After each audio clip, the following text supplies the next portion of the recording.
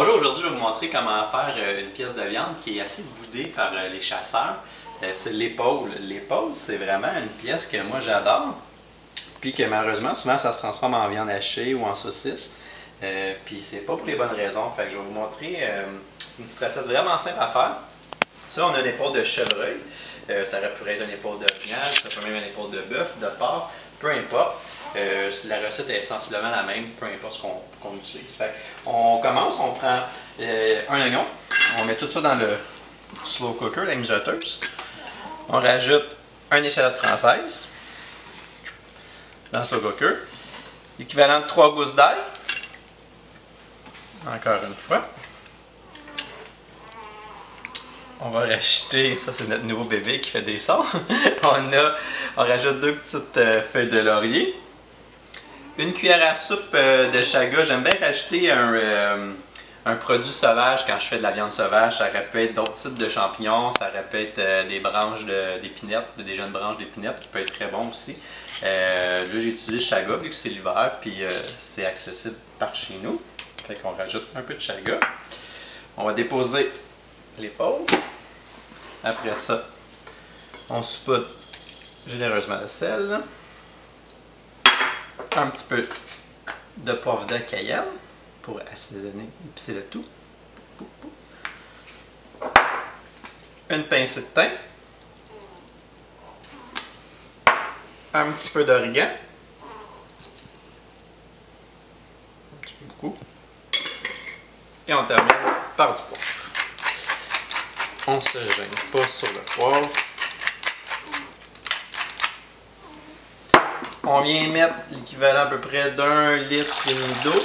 On veut le recouvrir à moitié. Là, j'avais 1,5 litre là-dedans, on va voir ce que ça donne.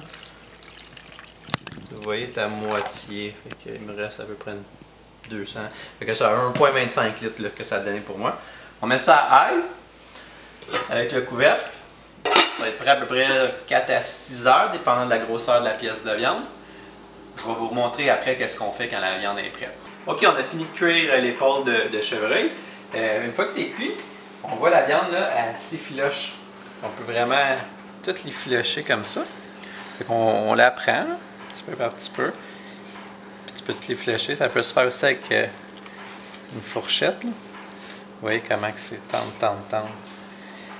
Ça fait de la viande vraiment délicieuse, très goûteuse, beaucoup de saveur. Puis une fois qu'on a tout filoché, mais on se ramasse avec de la viande qu'on peut faire à peu près n'importe quoi avec. Des suggestions, on peut la mettre dans un omelette, on peut se faire des tacos, c'est super bon de faire des tacos, tu prends de la viande hachée, tu prends ça. Tu pourrais la mélanger avec une sauce barbecue, puis la mettre justement avec du pain, puis de faire un genre de burger au porc effiloché, ça serait au chevreuil effiloché. Tu pourrais aussi l'utiliser pour déjeuner, carrément avec des œufs le matin. C'est très polyvalent, puis c'est très agréable là, à avoir à portée de la main. Puis comme vous voyez, une épaule, là, ça en fait beaucoup. Là, fait que vous êtes capable de nourrir une couple de personnes là, avec ça. Fait que c'est vraiment une pièce de viande que j'aime beaucoup de goût. Puis je conseille à tout le monde là, au lieu de transformer ça en saucisse ou en viande hachée, ben, de l'utiliser la prochaine fois. Merci. J'oubliais aussi de vous dire qu'avec le bouillon, on jette pas ça, c'est rempli de minéraux et de vitamines. Là. Fait que ça, on va le filtrer. Puis une fois qu'il est filtré, on peut l'utiliser pour faire de la soupe. On peut aussi le faire épaissir puis mettre notre viande dans le bouillon. Ça fait un repas très rapide à faire. On pourrait acheter aussi des légumes racines, puis on vient d'avoir un genre de ragoût complet.